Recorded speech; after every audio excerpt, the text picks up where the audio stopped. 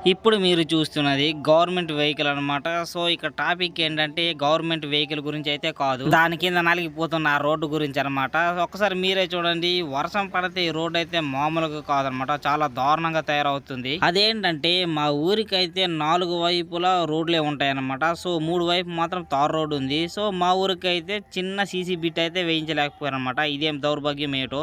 నేను పుట్టినప్పటి నుంచి చూస్తున్నాను. ఈ రోడ్ అయితే కొంచెం కూడా మారలేదనమాట. అలాగే ఉంది. కొంచెం చిన్న మెటల్ రాయలేసి అలా వదిలేశారు. ఇది ఎలా ఉందంటే చిన్న పిల్లల చేతికి లాలీపాప్ ఇచ్చి ఆశ పెట్టి వదిలేసినట్టు ఉందన్నమాట. అలా ఉందన్నమాట పరిస్థితి, ఈ రోడ్డు పరిస్థితి. సో ఎన్ని ప్రభుత్వాలు మారినా మా రోడ్డు అయితే అస్సలు మారట్లేదన్నమాట. మేము కంప్లైంట్ కూడా చేసాము. మా ఊరికి ఒక చిన్న సీసీ పెట్టేవండి అని. వెళ్ళిన ప్రతిసారి ఏమంటున్నారంటే మీ రోడ్డు ఆల్రెడీ శాంక్షన్ అయిపోయింది, బిల్లు కూడా అయిపోయింది అంటున్నారు. కానీ రోడ్డు అయితే అస్సలు రావట్లేదు అనమాట. కానీ దారుణం ఏంటంటే వర్షం పడితే ఇక్కడ చూడండి ఇలా గుంతలు గుంతలుగా అయిపోయింది అనమాట. దీని కారణంగా చాలా మంది బలుతో అయితే ఇక్కడ పడిపోతున్నారు అనమాట. సో ఇప్పటికైనా మాకు కొంచెం చిన్న సీసీ బిట్ ఇస్తే చాలా మంచిదని గవర్నమెంట్ అయితే కోరుకుంటున్నాను అనమాట. సో ఈ వీడియో ఎలా ఉందో తప్పకుండా కామెంట్ చేయండి.